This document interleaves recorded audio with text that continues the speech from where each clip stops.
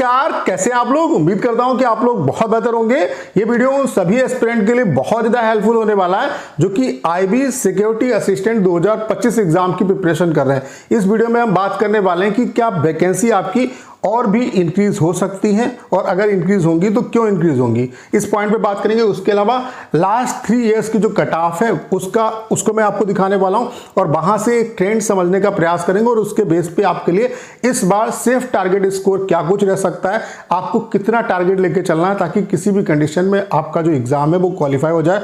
उसके अलावा आप सभी के लिए गुड न्यूज है कि आपका जो एग्जाम है वो टीसीएस कराने वाली, यानी कि एग्जाम की अब टेंशन नहीं है, एग्जाम आपका अच्छे तरीके से होगा। चूंकि एसएससी का एग्जाम आप देख पा रहे होंगे कि इतनी सारी प्रॉब्लम आ रही है, तो टीसीएस अगर एग्जाम करा रही है तो एग्जाम में किसी भी तरीके की यहां पे प्रॉब्लम नहीं आएगी, क्योंकि टीसीएस काफी अच्छी कंपनी है अगर प्रेजेंट सिनेरियो में देखा जाए। तो ये आप सभी के लिए गुड न्यूज है।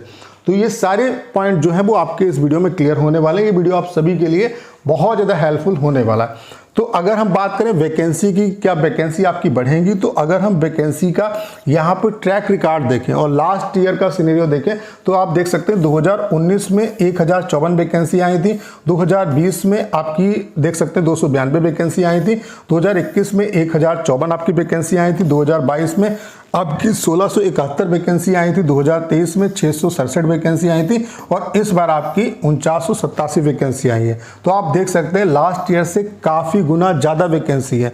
तो वैकेंसी की अगर बात करें तो वैकेंसी बढ़ने की प्रोबेबिलिटी बहुत कम है। एक कंडीशन में वैकेंसी बढ़ सकती है, जो लास्ट ईयर वैकेंसी आती थी वो एसए की और एमटीएस की साथ साथ आती थी। इस बार एमटीएस की वैकेंसी नहीं आई है, तो अगर एमटीएस की वैकेंसी यहाँ पे ऐड होती है तो उसी कंडीशन में वैकेंसी बढ़ सकती है, अदरवाइज वैकेंसी नहीं बढ़ेगी। तो इतनी वैकेंसी कम नहीं है, क्योंकि आप देख सकते हैं लास्ट ईयर से कितनी ज़्यादा वैकेंसी है। तो एक अच्छी अपॉर्चुनिटी है आपके सामने, अगर अच्छे तरीके से प्रिपरेशन करोगे तो यहाँ पर आपका सिलेक्शन 100% हो जाएगा। बाकी आपके लिए प्रीवियस ईयर क्वेश्चन की सीरीज हम बहुत जल्द स्टार्ट करने वाले हैं, इंग्लिश के लिए भी चलेगी और मैथ्स के लिए भी चलेगी। बाकी अगर आप इस एग्जाम को क्वालिफाई करना चाहते हैं तो अरिहंत पब्लिकेशन की आप ये बुक ले सकते हैं। इस बुक की खास बात की अगर हम बात करें तो यहाँ पे आपको जितने भी आपके सब्जेक्ट हैं उनके आपको स्टडी नोट्स मिल जाते हैं। उसके अलावा 2500 प्लस यहाँ पे MCQ आपको मिल जाते हैं। उसके अलावा यहाँ पे जितने भी अभी तक पेपर आपके हो चुके हैं वो पेपर मिल जाते हैं। उसके अलावा ढेर सारे यहाँ पे आपको प्रैक्टिस सेट भी मिल जाते हैं। तो ये काफ़ी अच्छी बुक है। अगर मैं इंटरनल इसका पार्ट दिखाऊं तो आप देख सकते हैं जैसे कि यहाँ पे 2023 का आपको पेपर मिल जाएगा, उसके अलावा 2023, 2018 का पेपर मिल जाएगा। उसके अलावा आप देख सकते हैं यहाँ पे जितने भी चैप्टर हैं उनकी जो थ्योरी है वो अच्छे तरीके से यहाँ पे दी हुई है। उसके अलावा ढेर सारे जो प्रैक्टिस सेट है वो यहाँ पे दिए हुए। काफ़ी अच्छी बुक है, तो इस बुक को आप परचेज कर सकते हो। उसके अलावा अगर आप IB ACIO एग्जाम की प्रिपरेशन कर रहे हैं तो अरिहंत पब्लिकेशन की ये IB ACIO के लिए कंप्लीट गाइड ले सकते हैं। इसकी खास बात क्या है कि यहाँ पे जितने भी आपके सब्जेक्ट हैं उनकी आपकी कंप्लीट जो थ्योरी है उसके नोट्स मिल जाएंगे। उसके अलावा यहाँ पे आपको प्रीवियस जो पेपर है जितने भी IB के हुए हैं वो आपको मिल जाएंगे। जैसे कि आप देख सकते हैं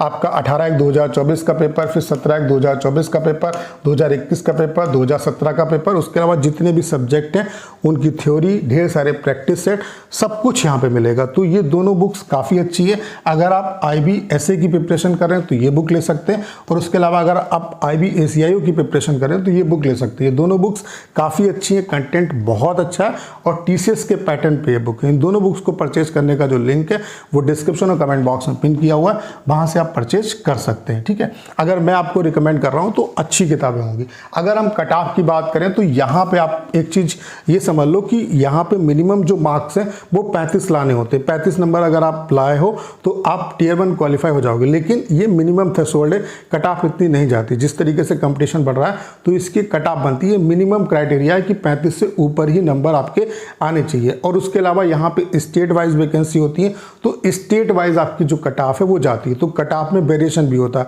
कहीं पे हो सकता है कि 48 नंबर पे सिलेक्शन हो जाए, कहीं पे हो सकता है 60 नंबर पे भी सिलेक्शन हो जाए। इस बार वैकेंसी ठीक ठाक है, तो कहीं ना कहीं कट ऑफ उतनी हाई नहीं जाएगी। उसके अलावा यहाँ पे कंपटीशन भी इस बार थोड़ा सा कम है। तो अगर 2019 की बात करें तो आप देख सकते हैं 2019 में दिल्ली की कट ऑफ यूआर की 66 गई थी, ओबीसी की 63 गई थी, एससी की 56 गई थी, एसटी की 51 गई थी। मुंबई की आप देख सकते हैं 65 है, 62 है, 55 है, 49 है। ऐसे हैदराबाद की आप देख सकते हैं 64 है, 61 है, 54 है, 48 है। उसके अलावा कोलकाता की देख सकते हैं 67 है, 54 है, 57 है, 55 है। लखनऊ में देख सकते हैं 55, ऐसे 66। तो आप देख सकते हैं जो कट ऑफ है यूआर की वो 60 प्लस है, ठीक है। उसके अलावा ओबीसी की भी आप देख सकते हैं 60 प्लस है, एससी की आप देख सकते हैं 50 प्लस है और एसटी की जो कट ऑफ है वो 45 प्लस है, ठीक है। तो ये 2019 की कट ऑफ है। अगर हम 2022 की बात करें तो 2022 की आप देख सकते हैं जैसे कि यहाँ पे अगरतला में जो कट ऑफ है वो 48 गई थी, यूआर की कट ऑफ। ऐसे अहमदाबाद में 45, फिर 39 कट ऑफ। ऐसे ही अमृतसर में 55 कट ऑफ।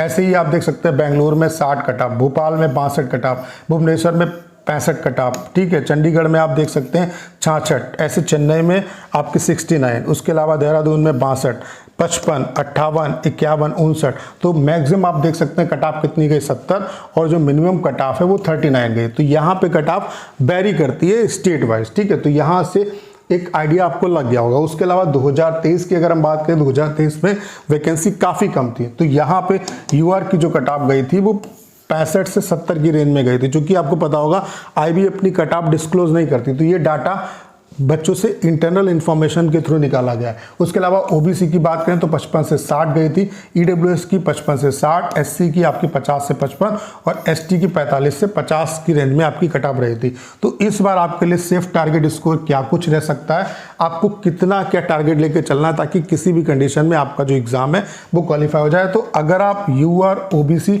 और ईडब्ल्यूएस कैटेगरी से हैं तो 60 प्लस का ही टारगेट लेके चलो। 60 से जितना ऊपर आप नंबर लेके आओगे कहीं ना कहीं आप उतने ज़्यादा सेफ हो। इसमें क्या होगा कि किसी भी स्टेट से आपका एग्जाम क्वालिफाई हो जाएगा। बाकी कट ऑफ हो सकता है कहीं कहीं बहुत कम चली जाए, लेकिन ओवरऑल की बात मैं कर रहा हूँ। उसके अलावा अगर एससी एसटी से आप हैं तो 50 प्लस का आप टारगेट लेके चलो, आपका किसी भी कंडीशन में यहाँ पे एग्जाम जो है वो क्वालिफाई हो जाएगा। इससे कम का टारगेट आपको नहीं लेके चलना है, ठीक है। बाकी सेफ अटेम्प्ट आपका क्या कुछ रह सकता है तो वो आपकी एक्यूरेसी पे डिपेंड करता है। आप कितना भी अटेम्प्ट कर सकते हो, कोई दिक्कत नहीं, लेकिन आपके जो टारगेट स्कोर है, जो ओवरऑल आपका स्कोर आना चाहिए यूआर, ओबीसी और ईडब्ल्यूएस से वो 60 प्लस रहना चाहिए। उसके अलावा एससी एसटी से 50 प्लस अगर इतना आता है तो कहीं ना कहीं आपका जो एग्जाम है वो इजीली क्वालिफाई हो जाएगा। तो उम्मीद करता हूँ सारी जानकारी आप बहुत अच्छे तरीके से समझ पाए होंगे। करना क्या, इस वीडियो को शेयर करना है। उसके अलावा अगर आप चैनल पर नए हैं और आपने अभी तक इसे सब्सक्राइब नहीं किया है तो प्लीज चैनल को सब्सक्राइब करना मत भूलिएगा।